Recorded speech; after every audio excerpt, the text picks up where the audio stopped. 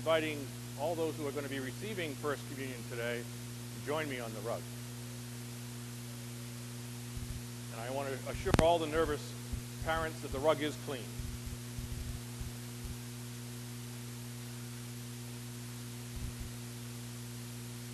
Jackie, you might have to come up closer.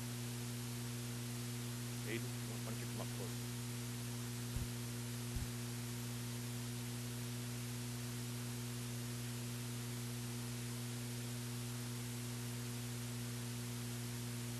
You look all pretty sharp today.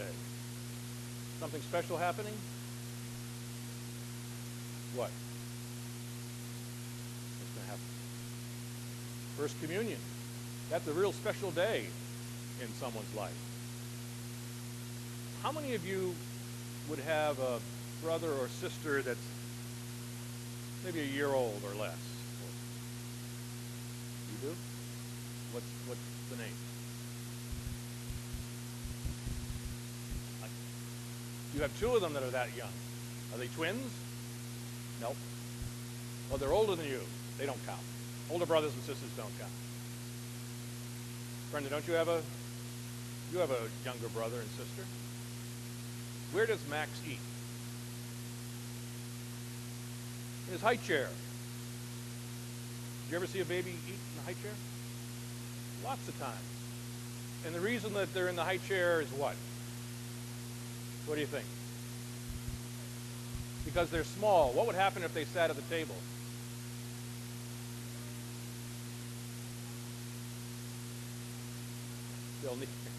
They would need something to sit on, like a phone book.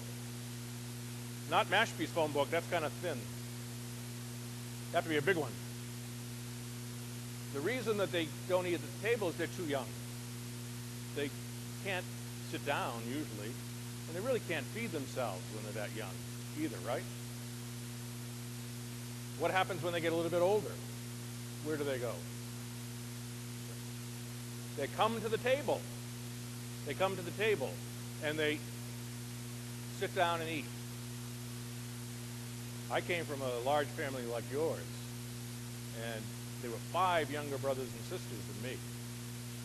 And I always thought that every meal had to have a spilled cup of milk or something, water, juice. It always got spilled. Because sometimes we're not old enough. What is this behind me? It's a table. It's an altar, but it's a table. And what do we do from that table?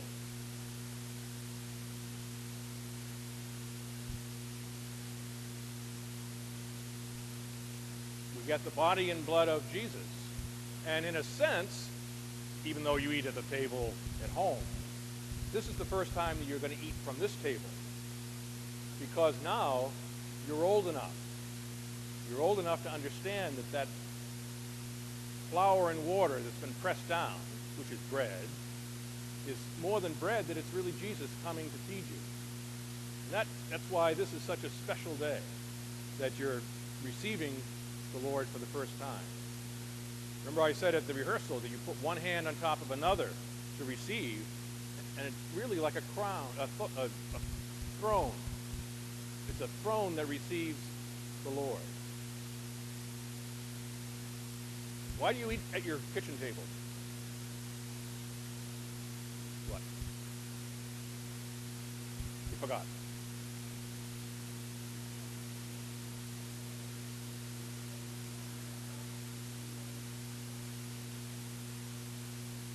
Yeah, that's part of it. Why do we eat food? Why do you need food? Oh, what? To live, you have to have food to live.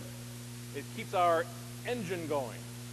Well, the food that you're going to receive today, that small piece of bread, isn't enough to keep you physically going, but it keeps you spiritually going, because Jesus is with you.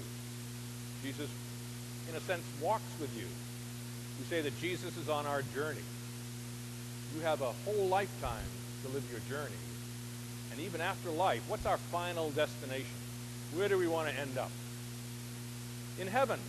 So this is food that takes us on that journey. And that's why today is so special. You're going to have your picture taken many times.